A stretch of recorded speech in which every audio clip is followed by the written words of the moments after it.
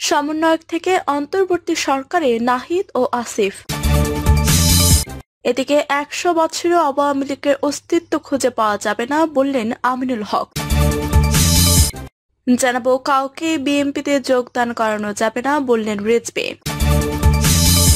এদিকে শেখ হাসিনা অন্য দেশে যেতে না পারলে ভারত কি করবে, এবং সর্বশেষ জানাবো পিলখানা হত্যাকাণ্ডের পূর্ণ তদন্ত চেয়ে শেখ হাসিনার বিচার দাবি। শুনছিলেন সংবাদ শিরোনাম, এবারে বিস্তারিত।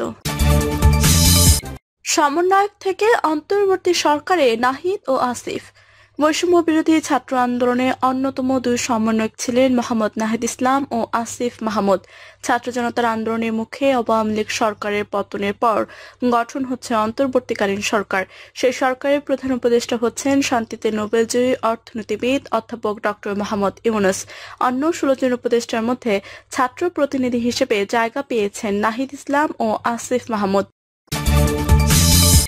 ১০০ বছরও আওয়ামী লীগের অস্তিত্ব খুঁজে পাওয়া যাবে না বললেন আমিনুল হক।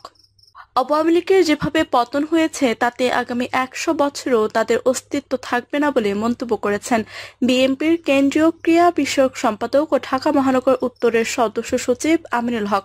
তিনি বলেন, মহান স্বাধীনতার যুদ্ধের বীর যোদ্ধারা যেভাবে ১৯৭১ সালে যুদ্ধ করে দেশ স্বাধীন করেছিল, ঠিক তেমনি ভাবে আজকে আমাদের মহান ছাত্র জনতা ঐক্যবদ্ধভাবে গণ অভ্যুত্থানের মাধ্যমে এই স্বৈরাচারী শেখ হাসিনা সরকারের পতন ঘটিয়েছে। তিনি বলেন, বাংলাদেশের জনগণের প্রত্যাশা ছিল অবাধ সুষ্ঠু নিরপেক্ষ নির্বাচনের ব্যবস্থা করা, কিন্তু হাসিনা সরকার তা কানে নেননি। এর কারণেই বাংলাদেশের জনগণ ঘৃণা ভরে শেখ হাসিনা সরকারকে প্রত্যাখ্যান করেছে।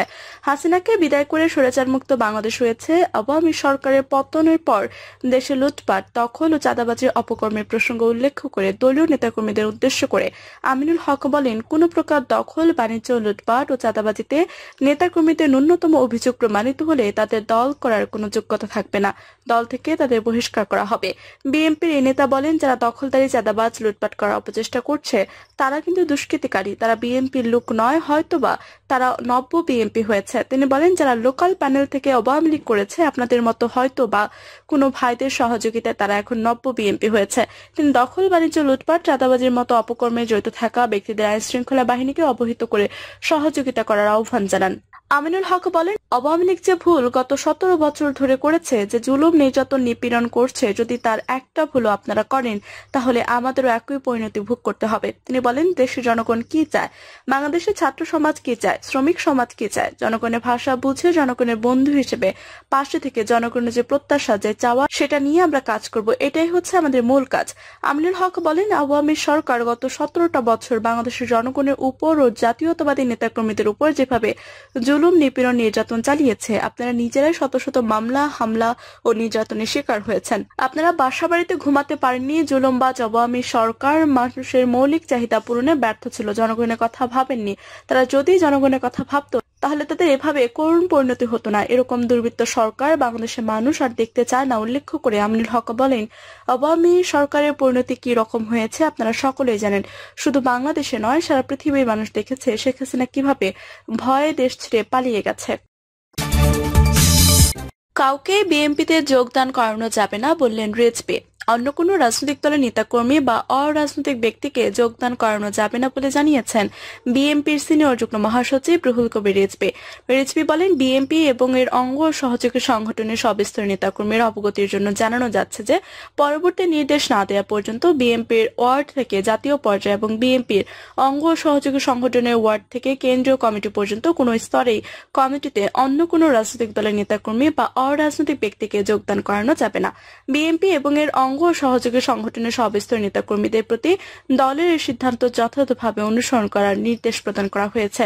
এদিকে বৈষম্য বিরোধী যৌক্তিক ছাত্র আন্দোলনে যেসব মহান ছাত্র জনতা শহীদ হয়েছেন তাদের রুহের মাগফিরাত এবং যারা আহত হয়েছেন তাদের আশু সুস্থতা কামনা আগামীকাল শুক্রবার জুমার নামাজ শেষে সারা দেশের মসজিদে মসজিদে দোয়া ও মোনাজাত অনুষ্ঠিত হবে। দেশ জুড়ে সব মুসল্লিকে নিয়ে বিএনপি এবং এর অঙ্গ ও সহযোগী সংগঠনের সব স্তরের নেতাকর্মীদের জুমার নামাজ শেষে দোয়া ও মোনাজাতে শরীক হওয়ার জন্য অনুরোধ করা হলো।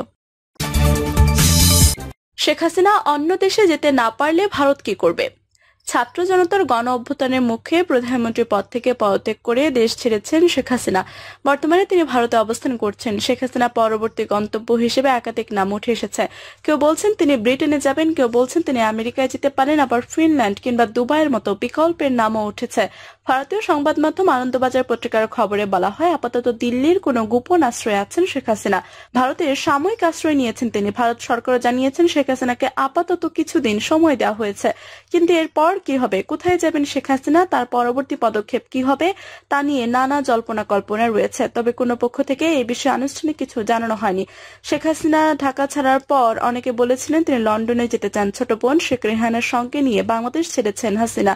রেহানা নিজে ব্রিটিশ নাগরিক, তার কন্যা টিউলিপ ব্রিটেনে ক্ষমতাসীন লেবার পার্টির এমপি। সে কারণে শেখ হাসিনা ব্রিটেনে যাবেন বলে মনে করা হয়েছিল। কিন্তু বিভিন্ন সূত্রে জানা যায় ব্রিটেন সবুজ সংকেত দেয়নি শেখ হাসিনাকে, তাই আপাতত ভারতে আছেন তিনি। শেখ হাসিনার পরবর্তী গন্তব্য হিসেবে এরপর একাধিক নাম উঠে এসেছে। কেউ বলছেন তিনি আমেরিকায় যেতে পারেন, সেখানে থাকেন হাসিনা পুত্র সজীব ওয়াজেদ জয়। কেউ কেউ আবার বলছেন ফিনল্যান্ড কিংবা দুবাইয়ের মতো বিকল্প রয়েছে তার হাতে। বাংলাদেশের সাবেক প্রধানমন্ত্রী প্রসঙ্গে সরকারিভাবে কিছু না জানলেও ভারতীয় সম্প্রচার মাধ্যম এনডিটিভি-কে ব্রিটেনের স্বরাষ্ট্র মন্ত্রণালয় থেকে জানানো হয়, ব্রিটেনে পৌঁছে রাজনৈতিক আশ্রয় চাওয়ার অনুমতি কোনো ব্যক্তি বিশেষকে দেওয়া হয় না। ব্রিটেনের অভিবাসন আইনে সেই নিয়ম নেই, বরং কোনো ব্যক্তি বিশেষ দেশ ছাড়লে তার নিকটবর্তী সবচেয়ে নিরাপদ দেশে আশ্রয় চাওয়ার কথা। এক্ষেত্রে হাসিনা ভারতের কাছে আশ্রয় চেয়েছেন। কয়েকটি অসমর্থিত সূত্রে দাবি করেছিল শেখ হাসিনার ভিসার আবেদন বাতিল করে দিয়েছে আমেরিকা। তবে হাসিনা পুত্র জয় জানিয়ে দিয়েছেন ব্রিটেন বা আমেরিকা কোনো দেশে অরাজনৈতিক আশ্রয় চাননি তার মা। বাংলাদেশের রাজনীতিকে বিদায় জানানোর পরিকল্পনা তার আগে থেকে ছিল। তিনি চলতি শাসনের মেয়াদ শেষ হলে অবসর নিতেন। শেখ হাসিনার ছেলে জয় যাই বলুক, বাংলাদেশের সদ্য সাবেক প্রধানমন্ত্রীকে আমেরিকা আশ্রয় দেবে না বলে মনে করছেন না অনেকেই। কারণ হাসিনার আমলে বাংলাদেশের সঙ্গে আমেরিকার সম্পর্ক খুব মধুর ছিল না। এমনকি কিছুদিন আগে বাংলাদেশের নির্বাচনে জিতে শেখ হাসিনার দল আওয়ামী লীগ যখন ক্ষমতা এলো, সে সময় সে নির্বাচন প্রক্রিয়ায় বিরোধীদের অনুপস্থিতি নিয়ে উদ্বেগ প্রকাশ করেছিল আমেরিকা। এদিকে শেখ হাসিনা অন্য দেশে যেতে না পারলে ভারত কি করবে, স্থায়ীভাবে তাকে আশ্রয় দেবে কিনা এমন প্রশ্ন উঠেছে। তবে এই বিষয়ে ভারত দোটানায় রয়েছে বলে মনে করছেন রাজনৈতিক এবং আন্তর্জাতিক পর্যবেক্ষকরা। শেখ হাসিনাকে স্থায়ী আশ্রয় দিলে বাংলাদেশের নতুন সরকারের সঙ্গে ভারতের সম্পর্কের অবনতি হতে পারে, প্রতিবেশী দেশ হিসেবে যা নয়াদিল্লি কাম্য নয়। ইতিমধ্যে ভারতের পররাষ্ট্রমন্ত্রী এস জয়শঙ্কর জানিয়েছেন তিনি বাংলাদেশের সেনাপ্রধানের সঙ্গে যোগাযোগ রেখেছেন। পরিস্থিতির দিকে নজর রাখা হয়েছে, ফলে নতুন সরকার গড়ে উঠলে তার সঙ্গে সুসম্পর্ক স্থাপনীয় ভারতের লক্ষ্য হবে। কিন্তু শেখ হাসিনাকে আশ্রয় না দেওয়ার বিষয়টি গুরুত্বপূর্ণ হতে পারে। অতীতে বঙ্গবন্ধু শেখ মুজিবুর রহমানের হত্যার সময় শেখ হাসিনাকে আশ্রয় দিয়েছিল নয়াদিল্লি। ভারতের তৎকালীন প্রধানমন্ত্রী ইন্দিরা গান্ধীর ভূমিকা এই ক্ষেত্রে গুরুত্বপূর্ণ ছিল। এবার ভারত কি করবে তার সময়ই বলবে। শেখ হাসিনা ভারতে যাওয়ার পর গত মঙ্গলবার জয়শঙ্কর পার্লামেন্টে জানিয়েছেন হাসিনা মানসিকভাবে বিপর্যস্ত, তাই তাকে আপাতত কিছুদিন সময় দিচ্ছে ভারত। তিনি পরবর্তী পরিকল্পনা স্থির করলে ভারত সরকারকে তা জানাবেন। নয়াদিল্লি সে অনুযায়ী পদক্ষেপ করবে। হাসিনার কন্যা সাইমা ওয়াজেদ পুতুল কর্মসূত্রে দিল্লিতে থাকেন। তিনি জানিয়েছেন এখনো মায়ের সঙ্গে তিনি দেখা করেননি। সামাজিক যোগাযোগ মাধ্যম এক্স হ্যান্ডেলে এক পোস্টে তিনি লিখেন, এই কঠিন সময়ও আমার মাকে দেখতে পারছি না, তাকে জড়িয়ে ধরতে পারছি না, আমার হৃদয় ভেঙে যাচ্ছে। বৃহস্পতিবার পিটিআইকে টেলিফোনে দেয়া একান্ত সাক্ষাৎকারে সজীব ওয়াজেদ জয় বলেন শেখ হাসিনা অবশ্যই বাংলাদেশে ফিরে আসবেন, তবে একজন সক্রিয় রাজনীতিবিদ হিসেবে ফিরবেন কিনা এ বিষয়ে এখনো সিদ্ধান্ত হয়নি। জয় আরো বলেন শেখ মুজিবুর রহমানের পরিবারের সদস্যরা কখনোই বাংলাদেশের মানুষকে ছেড়ে যাবে না, আওয়ামী লীগের কাউকে ত্যাগ করবে না। শেখ হাসিনাকে আশ্রয় দেওয়া ভারতের প্রধানমন্ত্রী নরেন্দ্র মোদী ও তার সরকারের প্রতি কৃতজ্ঞতা জানান জয়। পিলখানা হত্যাকাণ্ডের পূর্ণ তদন্ত চেয়ে শেখ হাসিনার বিচার দাবি। 2009 সালে সংঘটিত পিলখানা হত্যাকাণ্ডের নিরপেক্ষ পূর্ণ তদন্ত দাবি করেছে সীমান্তের অত্যন্ত প্রহরী সরকারি চাকরিজীবী পরিবার সমবায় সমিতি লিমিটেড। ওই হত্যাকাণ্ডের ঘটনায় শেখ হাসিনার বিচার দাবি করেছেন তারা। জাতীয় প্রেস ক্লাবের সামনে আয়োজিত মানববন্ধনে সমিতির বক্তারা এই দাবি জানান। মানববন্ধনে সমিতির সভাপতি শফিকুর রহমান জামাল বলেন, সরকার এই হত্যাকাণ্ডকে বিডিআর বিদ্রোহ হিসেবে বললেও মূলত এটা ছিল সেনা অফিসারদের হত্যার ছক। 57 জন সেনা কর্মকর্তা সহ 74 জনকে হত্যার নিরপেক্ষ পূর্ণ তদন্তের দাবি জানাচ্ছে। তিনি বলেন, দেশ শাসনে শেখ হাসিনা ভারতের আস্থা বিশ্বাস অর্জন ও সহযোগিতার জন্য পরিকল্পিতভাবে দরবার হলের অনুষ্ঠানে সেনা অফিসারদের একত্রিত করে হত্যার মহোৎসব চালিয়েছিলেন বলে আমরা বিশ্বাস করি। শফিকুর রহমান বলেন, সেদিনের মর্মান্তিক হত্যাকাণ্ডের নাটের গুরু ছিলেন শেখ হাসিনা সহ তার প্রতিরক্ষা উপদেষ্টা তারেক সিদ্দিকী। সরকার নিজে হত্যাকাণ্ড ঘটিয়ে নিরাপরাধ অফিসার ও জওয়ানদের ফাঁসিয়ে শত শত বিডিআর সদস্যকে মৃত্যুদণ্ড সহ বিভিন্ন মেয়াদের সাজা ও প্রায় 18,500 জওয়ানকে চাকরিচ্যুত করেছিলেন, যার ফলে আমরা গত 16 বছর ধরে মানবেতর জীবনযাপন করছি। তিনি বলেন, কোটা সংস্কারের দাবিতে আন্দোলনরত শিক্ষার্থী জনতা, নারী শিশুদের পাখির মতো গুলি করে হত্যা করা হয়েছে। আমাদের স্বাধীনতা সার্বভৌমত্বের প্রতীক সেনাবাহিনী ও বিডিআর এর ভাইদের হত্যা ছাড়াও ক্ষমতায় আঁকড়ে থাকতে রাষ্ট্রের নাগরিক ও সমাজের নিরাপত্তার দায়িত্বে থাকা পুলিশ বাহিনীকেও ব্যবহার করে ধ্বংস করে দেওয়া হয়েছে।